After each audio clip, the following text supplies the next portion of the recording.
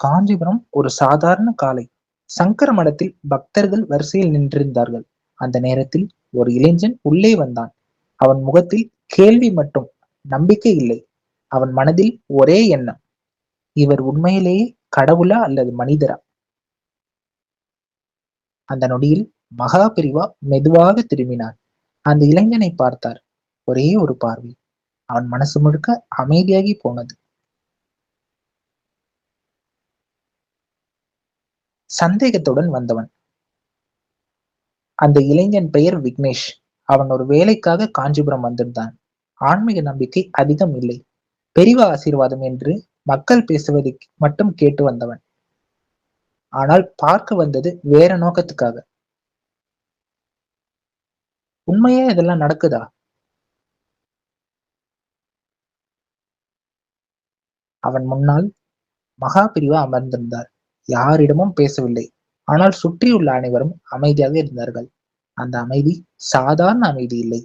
அது மனசுக்குள்ளே இறங்கும் அமைதி. விக்னேஷ் ஆச்சரியப்பட்டான். பேசாமலே எப்படி இவ்வளவு தாக்கம்? அந்த ஒரு பார்வை. விக்னேஷ் அருகே சென்றான். ஒரு கேள்வி கேட்க நினைத்தான். ஆனால் சொல்ல முடியவில்லை. மகாபிரிவா அவனை பார்த்தார். சிறிது நேரம் மௌனம். பிறகு மெதுவாக கை உயர்த்தினார். ஒரு ஆசீர்வாதம் மட்டுமே. அந்த நொடியில் விக்னேஷின் மனதில் இருந்த குழப்பம் முழுவதும் கரைந்திருந்தது.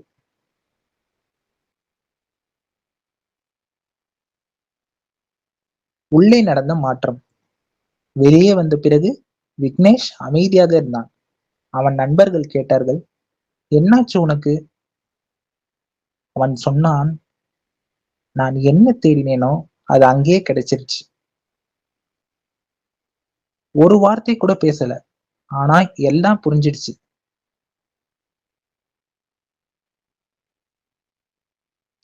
மகாபிரிவாவின் வாழ்க்கை. பின்னர் அவன் அறிந்தான், மகாபிரிவாவின் வாழ்க்கை பேச்சால் அல்ல, மௌனத்தால் வழிகாட்டியது.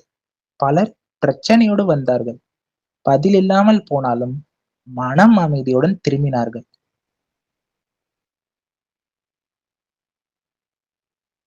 உண்மையான அதிசயம். அந்த நாள் இரவு விக்னேஷ் ஒரு முடிவு எடுத்தான்.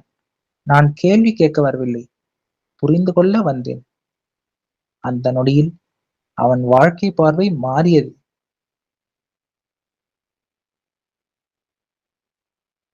மறுநாள் விக்னேஷ் மீண்டும் மடத்திற்கு வந்தான். ஆனால் இந்த முறை அவன் கேள்வி இல்லாமல் வந்தான்.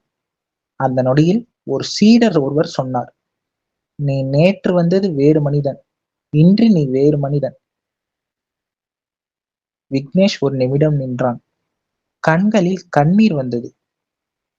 மகாபிரிவா மெதுவாக அவனை பார்த்தார். சிரிக்கவில்லை, பேசவில்லை.